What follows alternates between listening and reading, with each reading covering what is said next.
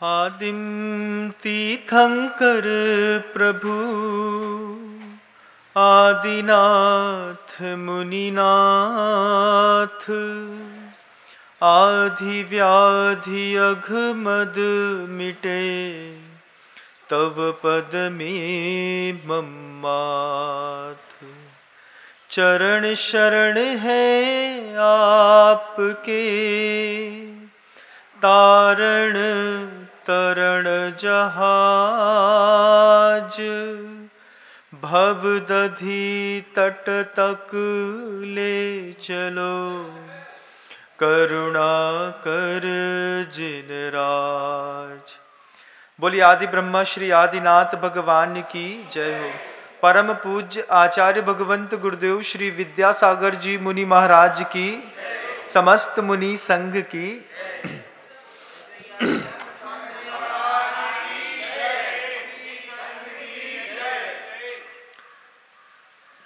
जीवन में सबके उतार चढ़ाव आता है बंधु। सदा न फूले केतकी सदा न सावन होए, माली सींचे 100 घड़ा फल आए ऋतु होए।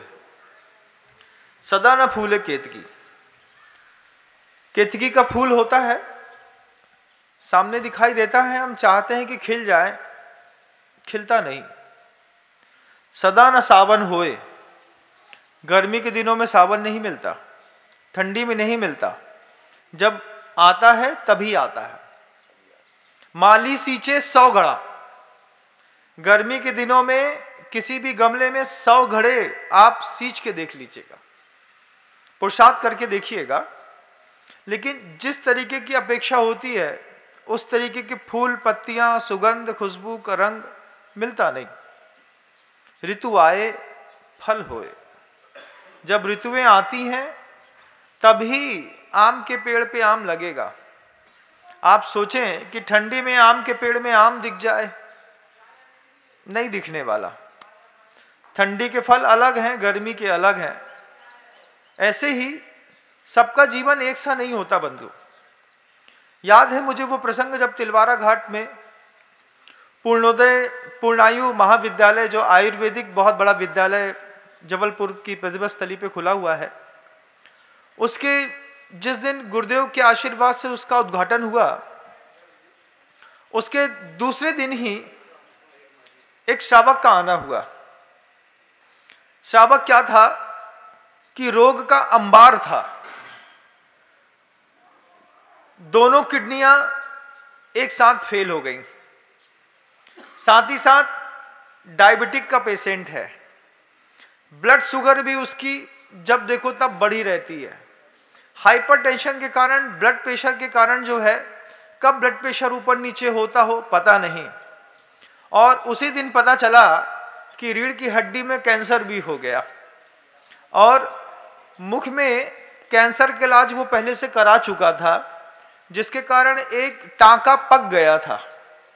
एक टांका पक जाने के कारण उसमें से मवाद तो आती थी, मवाद के कारण गला, चेहरा थोड़ा सूज गया।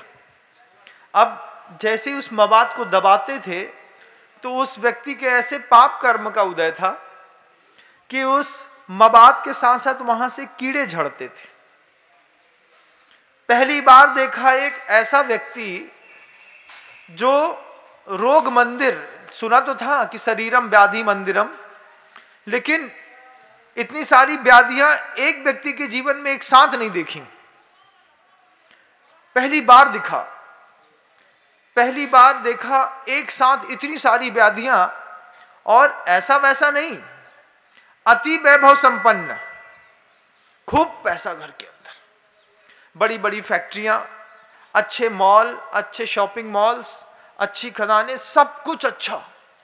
बोले महाराज, जितने शरीर में रोग हैं उसकी 3 गुना दवाइयां हम नाश्ते में, ऐसा जैसे आप पोहा खाते हैं ऐसे हम घर के अंदर दवाइयां खाते हैं। सुबह 7 बजे, फिर 9:30 बजे, फिर 11 बजे, फिर 1:15 बजे, फिर 2:30 बजे, फिर 6 बजे, फिर रात में 9 बजे, फिर 11 बजे। खाते खाते जब वो त्रस्त हो गया, गुरुदेव के पास आकर के बोलता है, मैं आपसे क्या प्रार्थना करूं मुझे समझ में नहीं आता। कैसी प्रार्थना करूं, किस चीज के लिए मैं आपसे निवेदन करूं कि भगवान मेरा ये रोग ठीक हो जाए। कितने सारे एक साथ रोग हैं। गुरुदेव उसको देख करके इतने द्रवित हुए कि आचार्य सिंह जी की आंखें छल छला गईं। इतना रो रहा था, इतना रो रहा था। गुरुदेव कहते हैं रोग दो प्रकार के होते हैं, एक अंतरंग रोग होता है, एक बहिरंग रोग होता है। भगवान की बहुत बड़ी कृपा है आपके ऊपर कि आपको बहिरंग रोग है, अंतरंग रोग नहीं है। वो जैसे ही गुरुदेव ने ये शब्द बोले, ठीक वैसे ही वो और आंसू बहा बहा करके रोने लगा। आचार्य सिंह जी बोलते हैं क्या हो गया? बोले महाराज मैं इतना बड़ा पापी हूं कि जितने मुझे बहिरंग रोग हैं इतने ही मुझे अंतरंग के भी रोग हैं। क्या है? इतनी दुविधा होने के बावजूद दोनों किडनी फेल है, पीठ में हड्डी में कैंसर है, डायबिटिक का पेशेंट है, ब्लड प्रेशर साथ में बढ़ा हुआ है, ब्लड में इधर मुंह में ऑपरेशन हो चुका है, यहाँ पर उस मबास से कीड़े झरते हैं। आचार्य सिंह जी ने बोले कि बहिरंग रोग है, अंतरंग आत्मा तो बिल्कुल निर्मल है। बोले कहाँ महाराज, कहाँ मेरी आत्मा निर्मल है? 74-75 साल की उम्र होने को आई, मेरे एक पैर में गैंग्रीन हो गया है महाराज, देखिए मेरे पैर का पंजा कट गया, लेकिन मृत्यु नहीं आती। बहुत सारी दवाइयां खा रहा हूं महाराज एक साथ। गुरुदेव बोलते हैं फिर भी बहुत बड़े पुण्य का उदय है, बहिरंग रोग है, अंतरंग रोग नहीं है। वो बोलता है महाराज अंतरंग रोग भी है। इस 75 साल की उम्र में जब मैं चल नहीं पाता, मेरा शरीर मेरा साथ नहीं देखता, तब मैं किसी स्त्री को देखता हूं तो मेरे मन के अंदर वासना पैदा हो जाती है। जब उसने ये शब्द कहे, साधु सुन करके उसकी बात को कांप गए। आचार्य भगवंत जैसे उसने ये बात कही, वृद्ध थे 75 साल के, हीरे की अंगूठी हाथ में चमचमा रही थी बंधुओं। कहते महाराज सिर्फ शारीरिक रोग से परेशान होता तो कोई बात नहीं थी, उतना ही गहरा मेरे आत्मा में मानसिक रोग है, काम विकार इतना सताता है। इस 75 साल की उम्र में जब मैं इतनी दवाइयां खाता हूं, फिर भी किसी कन्या को देखता हूं तो ऐसा लगता है कि वह मुझे आकर्षण के लिए और केंद्र का स्थान बन रही है, उसके प्रति मेरा भाव खराब हो जाता है। गुरुदेव बोले ये तो कोई पूर्वकृत तीव्र पाप कर्म का उदय है। आचार्य सिंह जी ने उनको आशीर्वाद दे दिया। पूर्णायु जबलपुर की बात है बंधुओं, वो दिन मुझसे भूलते नहीं भूलता। 24 अप्रैल का दिन था जब गुरुदेव वहां पर गर्मी में बैठे थे। वो आकर के फूट फूट करके इतना रोया गुरुदेव के पास। गुरुदेव से कहता है गुरुदेव मेरे कौन से रोग का इलाज हो सकता है आप बताइए। आचार्य सिंह जी ने आंख नीची करके मुस्कुरा करके धैर्य बंधा रहे थे, जैसे उनकी चिर परिचित मुस्कान है और चिर परिचित अंदाज है। बोले समता रखो, कर्म के उदय में ऐसा हो जाता है। फिर गुरुदेव हम सबसे कहते हैं कि दो प्रकार के रोग होते हैं, एक बहिरंग रोग होता है, एक अंतरंग रोग होता है। बहिरंग रोग भी दो प्रकार का होता है। एक प्रारब्ध जन्य रोग होता है। प्रारब्ध जन्य रोग होता है जैसे जेनेटिकल कोई प्रॉब्लम्स रहती हैं कि हमारे पिता की एक आंख छोटी थी, हमारी एक आंख छोटी हो गई, उनका एक पैर छोटा था, हमारा एक पैर छोटा हो गया, उनके बाल जन्म से सफ़ेद थे, हमारे बाल जन्म से सफ़ेद हो गए, उनको शुरुआत से हार्ट अटैक की प्रॉब्लम थी, जनरेशन में हार्ट अटैक की प्रॉब्लम आ गई। ये सब क्या है? प्रारब्ध जन्य रोग है। एक दूसरा रोग होता है कुपथ्य जन्य रोग। गलत खान पान से जीवन में कुछ विषमताएं पैदा होती हैं। गलत खान पान से जब विषमताएं पैदा होती हैं तो वो कुपथ्य जन्य रोग भी 4 प्रकार का होता है बंधु।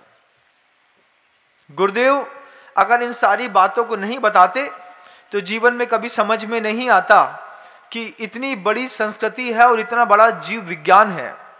गुरुदेव कहते हैं कुपथजन्य जो रोग होते हैं वो कुपथजन्य रोग भी 4 प्रकार के। पहला साध्य रोग। साध्य रोग क्या है कि आपको सर्दी खांसी बुखार हुई, आपने घर के अंदर पत्नी से कहा कि थोड़ा सा लौंग इलायची की एक उकाबली बना दो, थोड़ी आपने गरम गरम हलवा खा लिया, खीर खा ली, गला सिक गया और आपकी सर्दी खांसी बुखार 2 दिन में ठीक हो गई। साध्य जन रोग है। दूसरा कैसा है तो गुरुदेव कहते हैं दूसरा रोग होते हैं कष्ट साध्य रोग। कष्ट साध्य रोग क्या होते हैं? वो बहुत औषधियों का प्रयोग करना पड़ता है और बहुत काल तक प्रयोग करना पड़ता है। मान लीजिए कैंसर हो गया, अब कैंसर होने पर कीमो लगाओ, रेडिएशन कराओ, गोली खाओ, ब्लड चेंज कराओ, फिर उसके बाद 1.5 साल तक निरंतर गोली खाते रहो, फिर गोली खाने के बाद बार बार जाकर के चेकअप कराओ, उसके बीच में और भी नाना प्रकार के भांति भांति के प्रकल्प होते हैं। ये कौन सा रोग है? कुपथजन रोग की दूसरी श्रेणी है जिसको कहते हैं कष्ट साध्य रोग। समय लेते हैं, पैसा लेते हैं, मन खराब करते हैं, औषधि खानी पड़ती है, फिर जाकर के ठीक हो जाते हैं। ठीक भी हो जाते हैं क्योंकि कष्ट साध्य है तो कष्ट तो होगा, पैसा जाएगा, समय जाएगा, अपनी ऊर्जा जाएगी। अब उस कष्ट साध्य अवस्था में भी कई लोग हॉस्पिटल में बैठे रहते हैं और दुकान चलाते रहते हैं। अरे मेरे कैसे पाप कर्म का उदय है, मैं यहाँ बैठा हूँ, अभी सीजन चल रहा है, सारंग चल रही है, कितनी दुकान चल रही होगी, मैं धंधा नहीं कर पा रहा। अब मानसिकता और खराब होती है। फिर बैठे हैं हॉस्पिटल में, सलाइन की बोतल चढ़ी है, वहां पूछ रहे हैं काय बे कल्लू के पैसा आए कि नहीं आए। अरे दद्दा तुम अपना इलाज करा लो, इलाज तो हो रहा है भैया, जे रोग एक दिन में तो जाहे नहीं, अब उधारी दिमाग में बार बार घूमते हैं, हमने पैसा दे थे, पैसा अभी तक आएगी, तुम पैसा वसूल कर रही हो। हाँ, फिर जात बोले थे अरे मुन्ना वो तो ना रम्मू पहलवान, ऊके भी 5,000 लेने हैं। अब लड़का माथा कूटता है, किस बात का? कष्ट साध्य रोग से ग्रसित है आदमी, उसके बावजूद हॉस्पिटल में बैठा है, गोली खा रहा है, ब्लड की बोतल चढ़ी है, यहाँ सलाइन चढ़ी है एक साथ, यहाँ 2 कैथर लगे हुए हैं, लवशंका अलग बह रही है, दीर्घशंका अलग बह रही है, लेकिन मानसिकता कहाँ बह रही है? पैसे में। चारों तरफ से नलियां लगी हुई हैं, कुछ आ रहा है और कुछ जा रहा है। उसके बाद दिमाग काम कर रहा है किस बात के लिए? अबे वो रम्मू पहलवान के 5,000 थे, बेओ ले लियो बेटा, कहीं बे छूट न जाए। पिताजी तुम सो जाओ। डॉक्टर, लड़का बोलता है डॉक्टर से सलाइन की बोतल में एक न्यूरोबियान का इंजेक्शन और लगा दो। क्या होगा? कम से कम 6 घंटा आराम से सोएंगे, जब भी उठते हैं तब हाय पैसा करते हैं। जीवन है बंधुओं। आपको लगता है कि मैं सिर्फ काल्पनिक बात कहता हूं, यथार्थ में देखिएगा आपके घर के अंदर घट रहा है कि नहीं। कब्र में पड़ा हुआ आदमी लाल पुस्तक उठा करके हिसाब किताब लगाने में लगा है। अब ये कुपथजन रोग में 4 प्रकार के रोग की श्रेणियां, एक साध्य, एक कष्ट साध्य, एक जो होता है वो यात्य रोग होते हैं। यात्य रोग क्या होते हैं कि कुछ रोग ऐसे आ जाते हैं जीवन में, आ तो जाते हैं फिर कभी जाते नहीं। आप उनको दबा सकते हैं, आप उनको रोग को थोड़ी देर के लिए रोक सकते हैं, लेकिन जीवन से उस रोग को खत्म नहीं कर सकते। मान लीजिए हार्ट पेशेंट हो गए तो एक गोली लाइफ टाइम तक, ब्लड प्रेशर की गोली खानी है तो भैया जिंदगी गुजर जाएगी, एक गोली तो खानी पड़ेगी। याप्य रोग है ये याप्य रोग क्या है? एक बार जीवन का अंग क्या बने, अब जिंदगी भर इसकी सेवा करते रहो इस रोग की, एक गोली तो खानी पड़ेगी। अब प्रतिमा लेनी है, लेकिन महाराज क्या करें, हमारे थायराइड हैगी तो थायराइड की एक गोली खाने आउट। अब भैया थायराइड की गोली खा लो और चाहे तो भगवान की दई गोलियां खा लो। अब महाराज जी आप ही बताओ कि हम 2 प्रतिमा के करत तो पूरा है महाराज, कछु चीज की कमी नहीं है, कुआं को पानी है, मंदिर है, पूजा है, लेकिन एक गोली चलत है। अब गोली के चक्कर में गुरुदेव एलोपैथी के चक्कर में कभी भी व्रत प्रतिमाओं को नहीं देते, तो फिर क्या करें? याप रोग आ गया, धर्म ध्यान नष्ट हो गया। फिर एक असाध्य रोग होता है। असाध्य रोग क्या होता है आ गया अब जाएगा नहीं, अब ले करके जाएगा। रोग आया अब किसी ना किसी दिन तो इनके नाम की खीर पूड़ी जरूर बटेगी, अब किसी ना किसी दिन तो इनकी फोटो टंगेगी, माला टंगेगी। तो आदमी पहले से तेरह की तैयारी करने लगा था। हलवाई से पूछ लेते हैं, काहे रे कल्लू पिछले महीना 13-14 को फुर्सत है कि नहीं? नहीं, हम पूछ रहे थे। कछु काम है भैया? काम तो नहीं है, बस ऐसे ही पूछ रहा था। अब अंदाज लगा लेता है, डॉक्टर बोल देता है 3 दिन का मेहमान है, असाध्य रोग है, कोई इलाज नहीं है। मणिमंत्र तंत्र बहु होई, ऐसे रोगों में मरते न बचावे कोई। ये स्थिति वाले रोग जीवन में आ गए। 4 प्रकार के रोग गुरुदेव समझा रहे थे हम सबको, उनको भी समझा रहे थे। वो वृद्ध भी वहीं पर बैठे हुए थे। उनसे कहते हैं 4 प्रकार के रोगों में ये सब तो कुपथजन्य रोग हैं। इन कुपथजन्य रोगों की 4 श्रेणियों में एक असाध्य रोग और रोग के 2 प्रकारों में प्रारब्धजन्य रोग।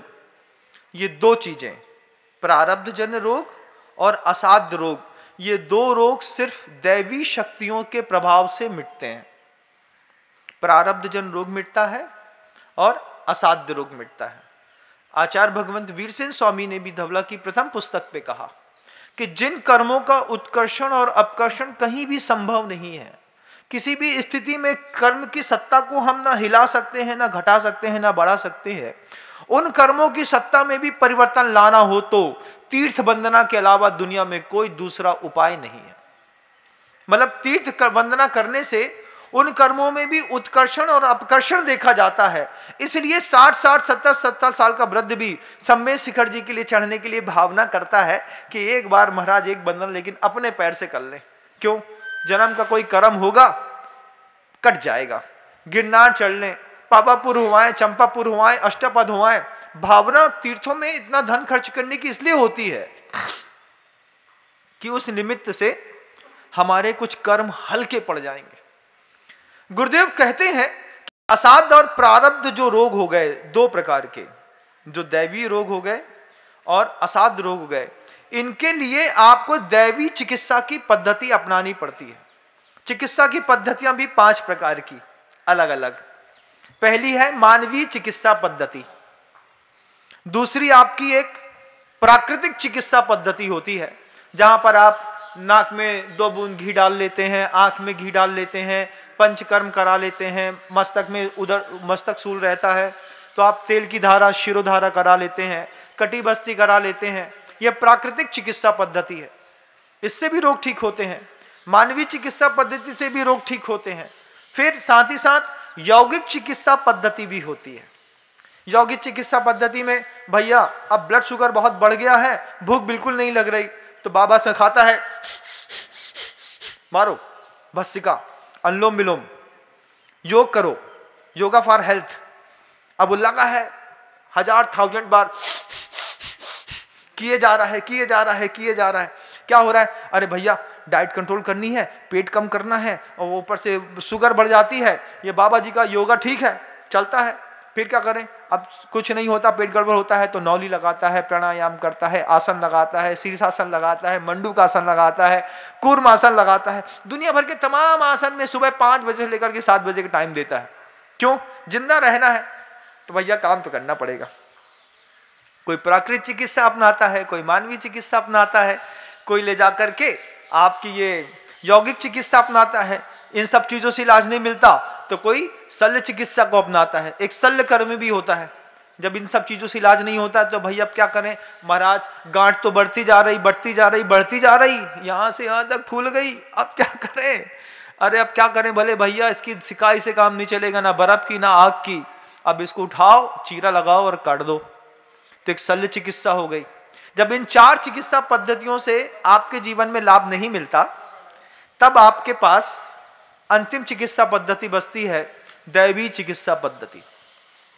वो दैवी चिकित्सा पद्धति भी 3 प्रकार की होती है। मंत्र चिकित्सा पद्धति, जल चिकित्सा पद्धति और हवन चिकित्सा पद्धति। बहुत सारी चीजें ऐसे होते हैं, दैवी कर्म है, असाध्य कर्म है, उनके लिए आपको गुरुओं के माध्यम से मंत्र मिल जाता है।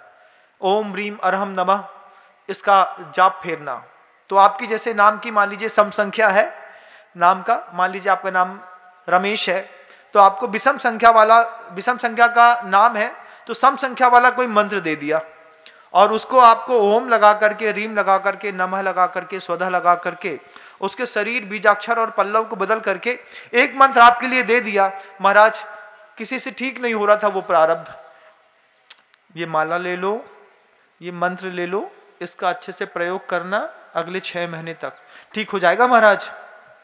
विश्वास का खेल है भैया, हमारे बस की बात नहीं है।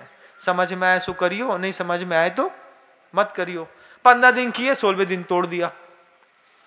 जब भी आप मंत्र के माध्यम से अपने जीवन में परिवर्तन लाना चाहते हैं तो मंत्र का इलाज टीबी के इलाज के जैसा चलता है बंधुओं। टीबी के इलाज में एक दिन आपने गोली नहीं खाई, 3 महीना लगातार गोली खाई और एक दिन नहीं खाई, अब आपको दोबारा 9 महीने का कोर्स करना पड़ेगा। अरे एक ही दिन तो नहीं खाई थी, एक ही दिन तो नहीं खाई थी, उसी चक्कर में वो जो अंदर पैच फंस गया है, स्पॉट आ गया है आपके कहीं पर बॉडी पे, वो पैच को भरने के लिए अब आपको दोबारा 9 महीने की लगातार गोली खानी पड़ेगी। टीबी के इलाज में और दैवी इलाज में बिल्कुल समानताएं हैं, एक भी दिन चूके नहीं कि इलाज फिर पहले दिन से शुरू। अब मंत्र की औषधि का प्रयोग, मंत्र औषधि कहां मिलेगी? किताब से छांट लेते हैं महाराज, जिस किताब को आप पढ़ते हैं उसी किताब को हम भी पढ़ते हैं। अपनी मर्जी से मंत्र उठा के देख लो, मजे आ जाएंगे। हमने देखे हैं अपनी मर्जी से मंत्र के प्रयोग करने वाले लोग जो कहते हैं महाराज एक मांत्रिक अनुष्ठान कर लें। अरे कछु आता जाता नहीं है तो मंत्रों के साथ छेड़छाड़ मत करो। वो मंत्र के साथ तुमने सम सम सम सम सम अम आ की माला भी फेर रहे होगे और मान लो कोई गलत देव सिद्ध हो गया तो तुम्हारा गला दबा देगा। फिर क्या करें? अरे महाराज जब से माला मंत्र किया तब से गले में ऐसी अकड़न सी रहती है, कुछ समझ में नहीं आता। अब क्या करें? आप क्या करें भैया? अब क्या करें? हमसे पूछ के फेरा होता, हम बैठे तो थे, हम ऊपर चले गए थे क्या? सिद्धालय में मोक्ष हो गए थे क्या? हमको यहीं तो थे। हमसे पूछ लेते हैं महाराज असाध्य कर्म है, प्रारब्ध का कर्म है, पाप नहीं कट रहा, कोई माला बता दीजिए। हम समय देख करके माला बता देते। माला से वो मंत्र के माध्यम से अगर वो शुद्धि नहीं होती आपके असाध्य कर्म की तो फिर भगवान की शांति धारा वो जल के माध्यम से होती है। महाराज अपने मुख से मंत्र पढ़ते हैं, आप शांति धारा करते हैं, फिर वो जो गंधोदक मिल गया अब उस गंधोदक को ले जाओ अपने घर, लगाना सबके माथे पर। क्यों? महाराज ने तेजस्वी तपस्वी और रिद्धिधारी प्रतिमा के ऊपर शांति धारा करी है। अब ये जल मंत्रित हो गया, अब इस मंत्रित जल का प्रयोग करके हम अपने जीवन में सुधार कर लें। अगर इन दो से सुधार नहीं होता तो फिर उसी तेजस्वी प्रतिमाओं के सामने बैठ करके शांति धारा करो, मंत्र का जाप करो, जप करो, थोड़ा सा तप करो और साथ में हवन करो। आचार्य कुंदकुंद भगवंत भी कहते हैं इस बात को, विद्या भेषज मंत्र तोय हवनैर यातिम प्रशांतिम यथा, कि किसी भी जीवन में प्रारब्ध की शांति करनी है विद्या से, मंत्र से, भेषज से, औषधि से, तोय हवनैर याति प्रशांतिम यथा, इसके अलावा तो किसी चीज से शांति होती नहीं। वृद्ध गुरुदेव की उस मनोहर संवाद को सुन रहे, आंख से आंसू बहाते जा रहे, बोले जितना मैं शरीर से परेशान उतनी मैं अपनी मानसिकता से परेशान। अपने आप को एक बार टटोलिएगा बंधु, आप किस चीज से परेशान हैं? Check your weakness. अपनी जीवन की खुद की वीकनेस को, कमजोरी को चेक करिए।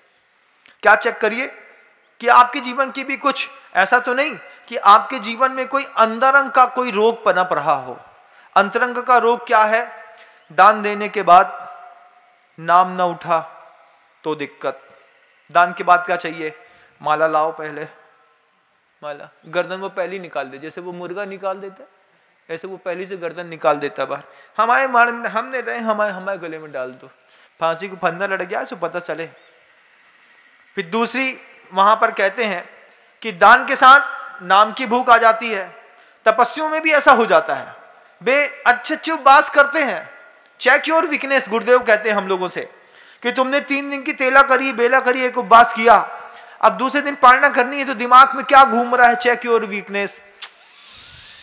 पहले एक आटे का हलवा खाएंगे, उसके बाद जो है अच्छी सब्जी और अच्छा अचार खाएंगे, फिर पापड़ खाएंगे, अच्छी बाटी खाएंगे, अभी पालना हुई नहीं है, अभी 2.5 घंटा बचा है, लेकिन समाहित करते वक्त साधु के दिमाग में घूम रहा है, भैया अब कल तो हमारी पालना है सुबह सुबह से, हमें अब गर्मी इतनी ज्यादा है, अब क्या करूं, मैं पानी तो नहीं पीऊंगा, सीधे अनार के जूस से पालना करूंगा।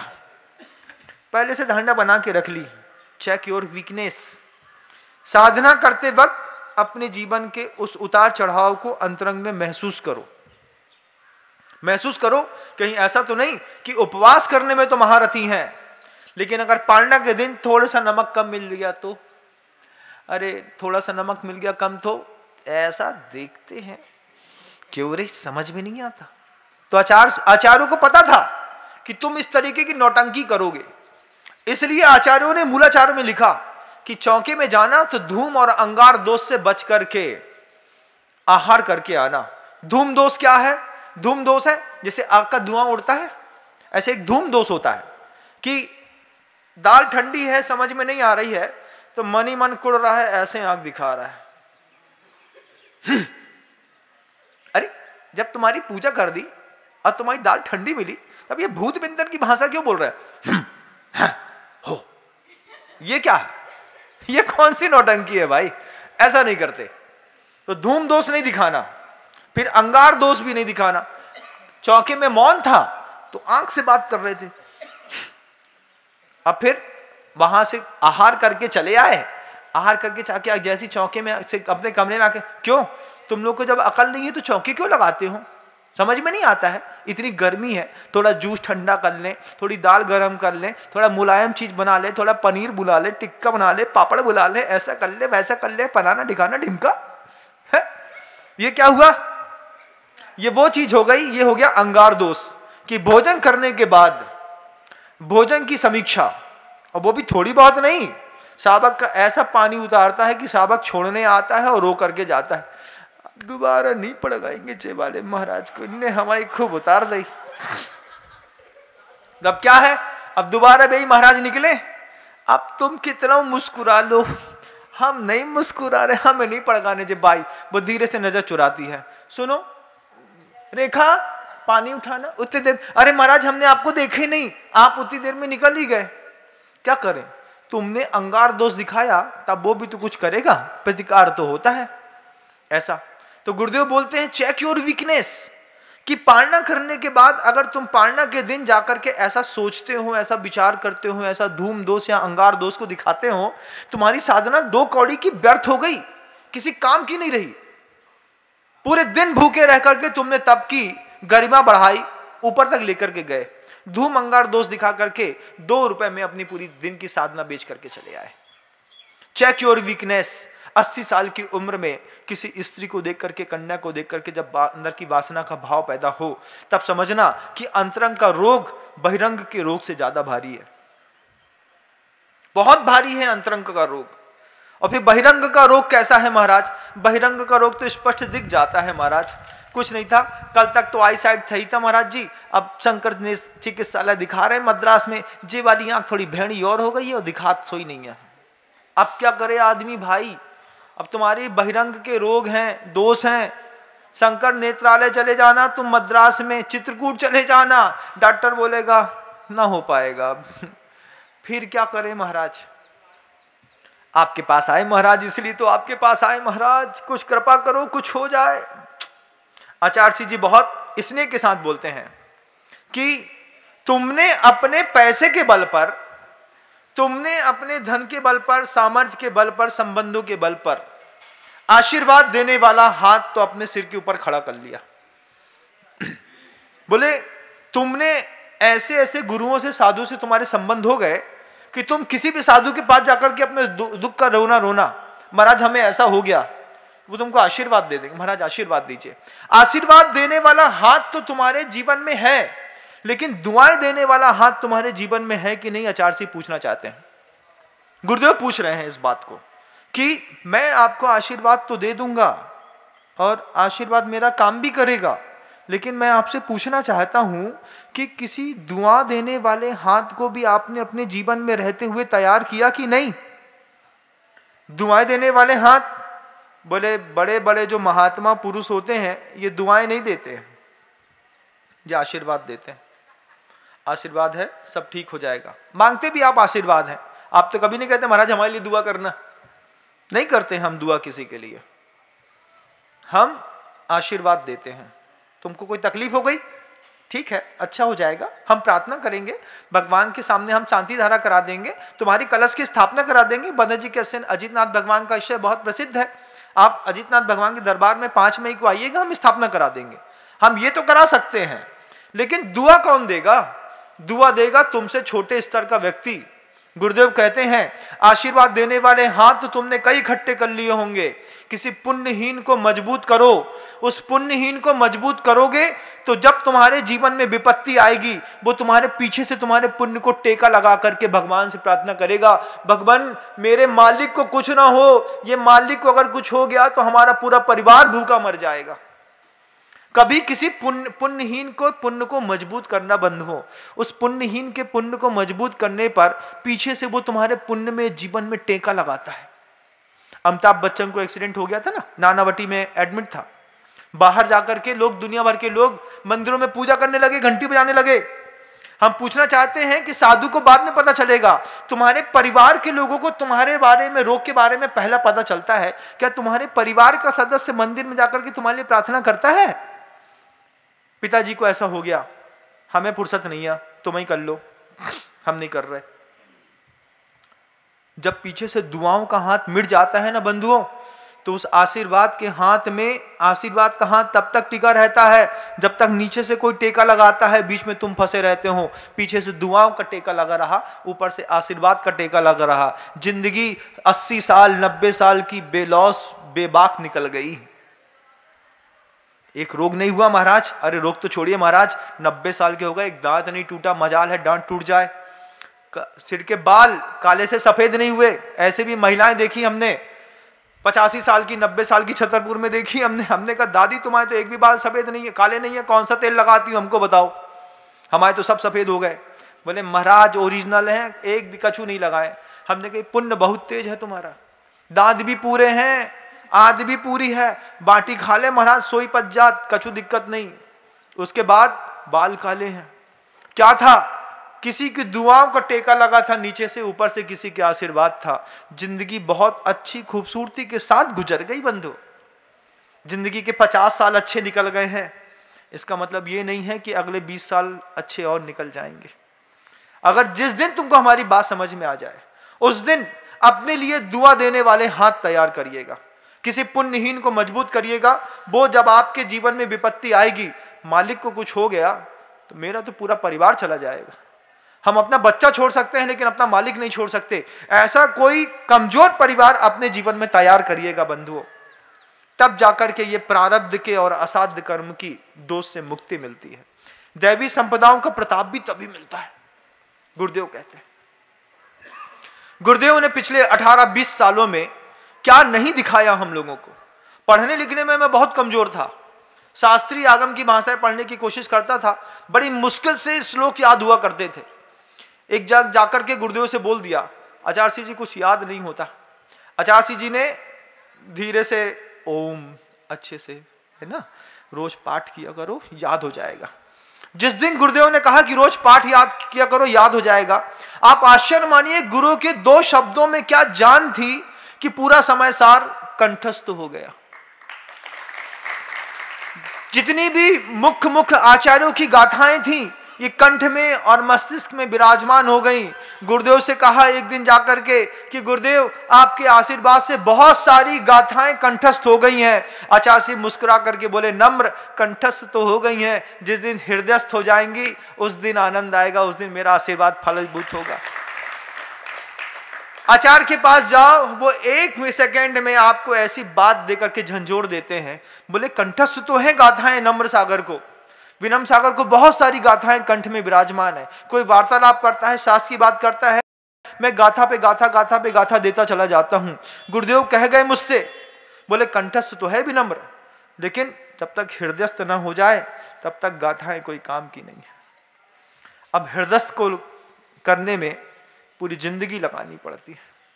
जब तक बुढ़ापा सर में, दिमाग में, शरीर में आकार नहीं लेगा तब तक वो गाथाएं भी अंदर नहीं घुसती बंधु। गुरुदेव उस वृद्ध पुरुष को समझाते हैं, कहते हैं कि अपने जीवन में जिस तरीके के आपके जीवन में रोग हैं, बहिरंग के और अंतरंग के, आप आशीर्वाद के लिए मेरे पास तो आ गए, दुआओं का हाथ किसी का आपके लिए उठा कि नहीं, एक बार पीछे पलट के देखना। बोलता है महाराज मेरा ऐसा जीवन गुजरा है राजायसी वाला कि किसी ने मेरे मरने पर दुआ करेगा मुझे विश्वास नहीं है। अभी आप देखिएगा यूपी में एक आदमी को गैंगवार में निपटा दिया गया है ना, उस व्यक्ति के लिए कोई दुआ कर रहा है क्या? सब क्या कह रहे हैं? अच्छा हुआ। क्या कमाया तुमने? पैसा था, प्रॉपर्टी थी, सब कुछ था, अच्छा रुतबा था, अच्छी रौबदारी थी, लेकिन दुआओं का हाथ एक भी नहीं उठा उस व्यक्ति के लिए। किसी व्यक्ति ने नहीं कहा कि उन 2-3 लोगों ने उसको मार करके गलत काम किया। सब उनको सुखदेव और भगत सिंह आजाद समझने लगे मारने वाले को, और मरने वालों के लिए दुआओं का एक हाथ नहीं उठा, एक भी हाथ नहीं उठा। कहीं आपका जीवन ऐसा तो नहीं है कि आप कभी जब मृत्यु सैया पर पड़े होंगे तो आपके परिवार के लोग अंदर जाकर के पूड़ी और अचार और नमक और अच्छी रोटी खा रहे हैं, बोले दादी का अंतिम समय चल रहा है, बोले भैया पहले रोटी खा लो, दुआएं और दवाएं तो बात की बात है, उन्हें तो जाना ही है, अपन खा लो। ऐसा तो व्यवहार में होता है बंधुओं। डेड बॉडी बाहर पड़ी रहती है, अंदर भोजन चलता रहता है, ऐसा तो मैंने भी देख लिया कई जगह।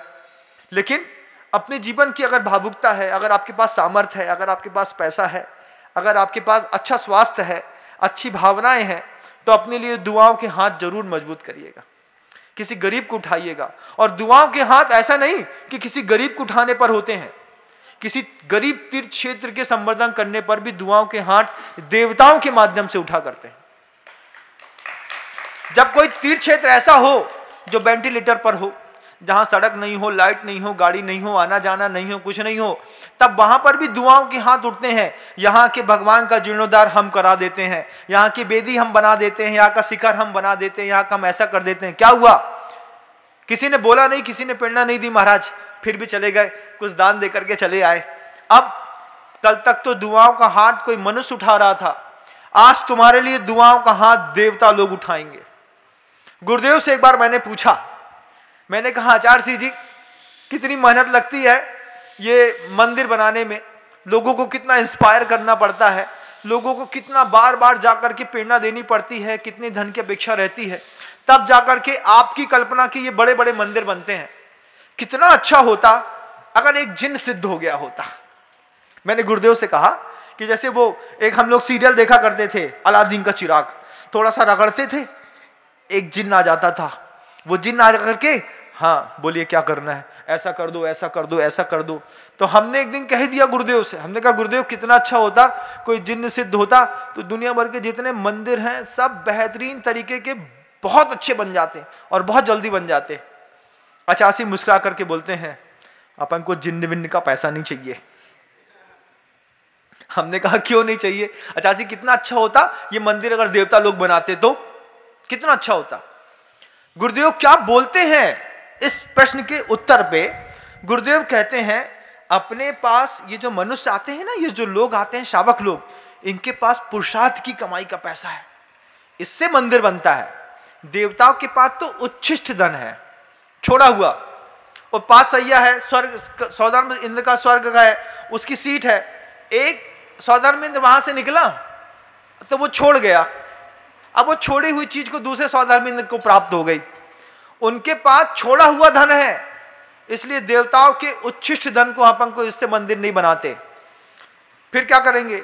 ये मनुष्यों के पास पुरुषार्थ से उपार्जित धन होता है बंधुओं, इसके धन से जब मंदिर बनता है तो मंदिरों के अंदर जान पैदा होती है, और उनके अंदर जाकर के बड़े बड़े देवी देवता भवनत्री के जितने देव होते हैं वो वहां पे जाकर के स्थान बना लेते हैं। वो भवनत्री के देव भी इस बात का इंतजार करते हैं कि तू जल्दी से मंदिर बना ले, हम उस मंदिर में आके भगवान की पूजा करेंगे, अर्चन करेंगे, उपासना करेंगे, सब करेंगे।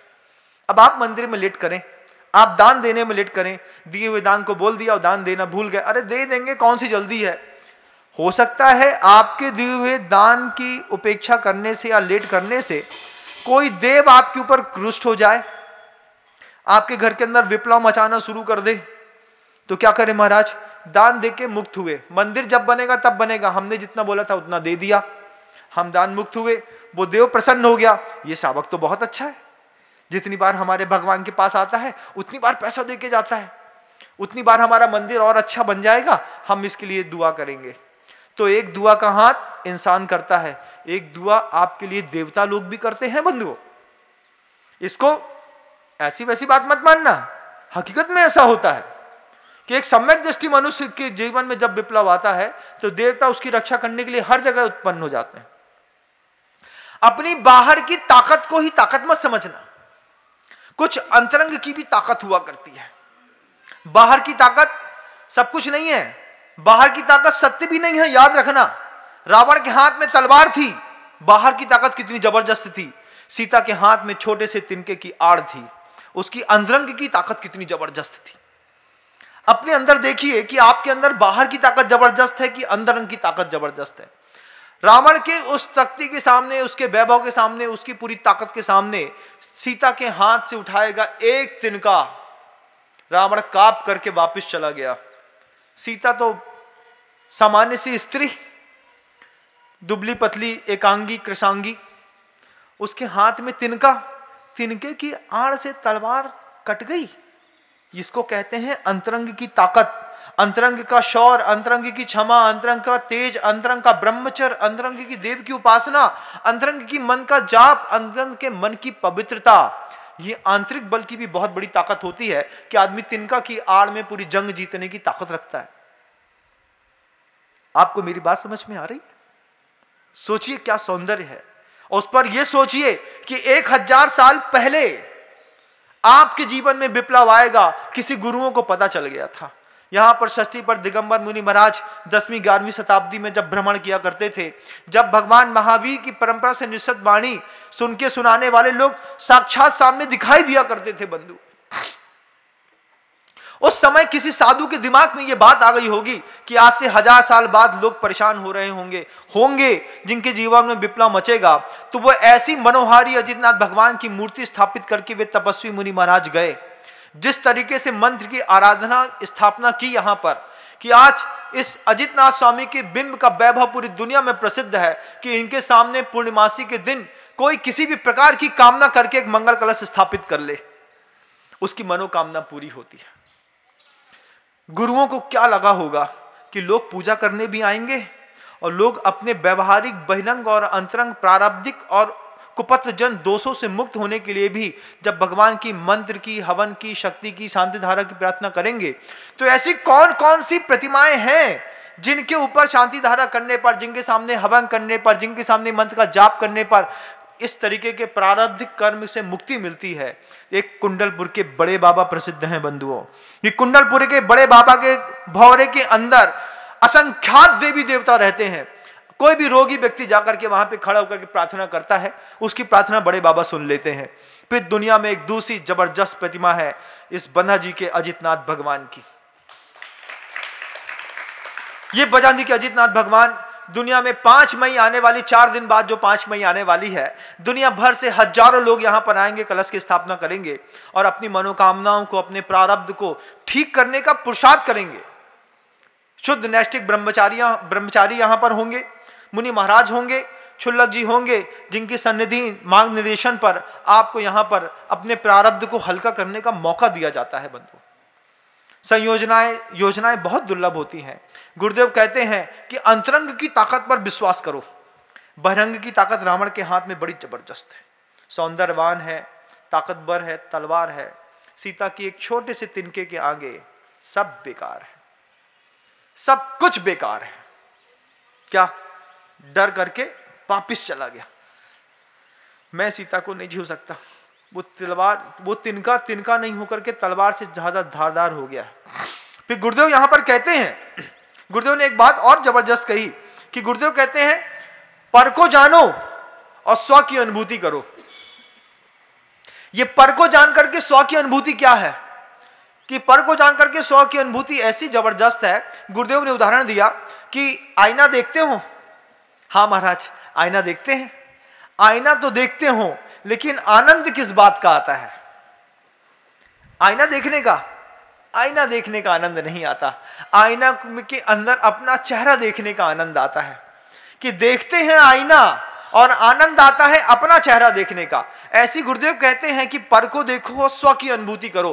किसी दूसरे को दुखी देखो, किसी मंदिर को दुखी देखो, किसी वेदी को दुखी देखो, किसी भगवान को, किसी साधु को दुखी देखो, किसी सामान्य मनुष्य को दुखी देखो, किसी त्रियंश को दुखी देखो। पर को देखो, स्व की अनुभूति करो। किसी भी रास्ते में चलते किसी व्यक्ति के दुख को देखो, पर को देखो, स्व की अनुभूति करो। कि आईना देख करके जैसे उसके अंदर अपना चेहरा देखने का आनंद आता है। देखते हैं आईना, लेकिन दिखता क्या है? चेहरा। गुरुदेव कहते हैं चींटी चल रही है, उस दिखती है चींटी, लेकिन सम्यक दृष्टि को उस पर चींटी को देख करके क्या दिखाई देता है? दिखती है चींटी, मर न जाए, दिखती है उस चींटी को देख करके अहिंसा दिखाई देती है अंदर। चींटी हम इसलिए नहीं मार रहे कि चींटी में जान है।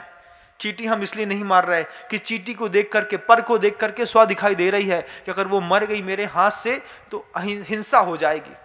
अब जैन धर्म का व्यक्ति चींटी देखता है तो चींटी भी दिखाई देती है और चींटी के साथ उसको अंदर से देखने पर अहिंसा दिखाई देती है। इसका पालन करना है। अनछना पानी में हाथ नहीं डालता जैन व्यक्ति, उसको उसमें भी हिंसा दिखाई देती है। दिखता है पानी लेकिन देखता है अहिंसा। ऐसे ही दुनिया में किसी का दर्द देखो, किसी क्षेत्र का दर्द देखो, किसी साधु का दर्द देखो, किसी व्यक्ति का दर्द देखो, किसी पुरुष का, किसी पेड़ का, प्रकृति का दर्द देखो बंधुओं। प्रकृति का भी बहुत बड़ा दर्द है। प्रकृति का भी दर्द है। जब जल दूषित होता है, जब अग्नि दूषित होती है, जब वायु दूषित होती है, उसके दर्द को देखो, पर को देखो और स्व की चिंता करो। इसका नाम मार्ग है। इससे दुनिया के बेअसाध्य कर्म नष्ट होते हैं, अपने आप नष्ट नहीं होते। अगर हम सोचते हैं कि अपने आप नष्ट हो जाएंगे, आप भ्रम में हैं। गुरुदेव की आहारचर्या का समय हो गया। गुरुदेव ने बहुत अच्छे से उनको आशीर्वाद दिया। हम सब गर्मी के दिनों में वहां पर बैठे थे। वे वृद्ध बोले कि भगवान अब मुझे करना क्या है ये और बता दीजिए, कि मेरा शरीर मेरा साथ नहीं दे रहा, बहिरंग दोष से युक्त हूं, अंतरंग दोष से युक्त हूं। आचार्य जी ने कह दिया नमोकार मंत्र की माला दे देते हैं। एक माला आपको अच्छे से रोज दिन भर फेरनी है। और जब किसी को भी देखो, जब किसी का दुख देखो तो क्या करो? गुरुदेव ने अंत समय में बहुत अच्छी बात कही, आप सबसे कहना चाहता हूं। गुरुदेव कहते हैं कि जब भी दुनिया में किसी का दुख देखो, या फिर जब भी कभी अपने जीवन में अपना दुख देखो। हमारे जीवन में कोई दुख आ गया, मेरे शरीर में स्वास्थ्य खराब है, मेरे बच्चे का स्वास्थ्य खराब है, मेरे परिवार का स्वास्थ्य खराब है, तब क्या करो? जब अपना दुख दिखे तब समझना कि ईश्वर ने तुमको याद किया है। जब पेट में दर्द हो रहा हो तो जितना दर्द के प्रति तड़पो उतनी भगवान के लिए भी तड़पो। क्या करें? ईश्वर ने याद किया है इसलिए पीठ में दर्द हो गया, एक नमोकार मंत्र की माला अच्छे से फेर लेता हूं, पाप कट जाएगा। जब भी जीवन में कोई दुख आए, जब भी कोई प्रतिकूल परिस्थिति आए तुम्हारे जीवन में, सुबह से लेकर शाम तक, रात में, सुबह शाम, कभी भी, हमेशा याद रखना ईश्वर ने याद किया मुझे दुख के बहाने। दिमाग में थोड़ा सा गर्म हो गया, दर्द होने लगा, बहुत तेज दर्द हो रहा है, समझ जाना ईश्वर ने याद किया। क्या करूं? थोड़ा पहले गोली ले आओ, पहले माला ले आओ। महाराज कहते हैं जीवन में दुख मिले मतलब ईश्वर ने याद किया, माला फेर लेता हूं, नमो रहंताणम, नमो सिद्धाणम, नमो आयरम। एक माला फेरो, उसके बाद गोली खाओ। गोली खाने से पहले भी एक बार पूरी एक माला फेर लो, नमोकार मंत्र की फेर लो, अरहंत सिद्धाचार्य उपाध्याय साधु की फेर लो, उसके बाद गोली। क्या हुआ? गुरुदेव कहते हैं जीवन में दुख आए इसका मतलब ईश्वर ने याद किया। दुख में चिल्ला चौड़ मत मचाओ, हाय हाय तौबा, हाय तौबा, हाय तौबा, अब मेरा क्या होगा, अब मेरे से नहीं रहा जा रहा है। ये हाय तौबा करने से कुछ नहीं होता। क्या करें महाराज?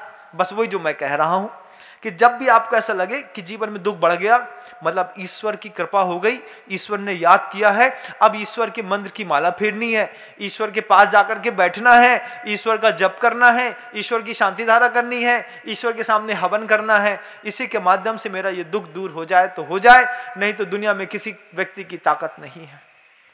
जब मरणासन्न अवस्था आएगी बंधुओं, उस दिन के लिए अपने डिपॉजिट को इकट्ठा करके रखिएगा। गुरुदेव ने बहुत कुछ समझाया उस व्यक्ति को। फिर उस व्यक्ति ने, आप आश्चर्य मानेंगे, 16 उपवास के साथ संलेखना के व्रत लेकर के इस देह का परिवर्तन किया।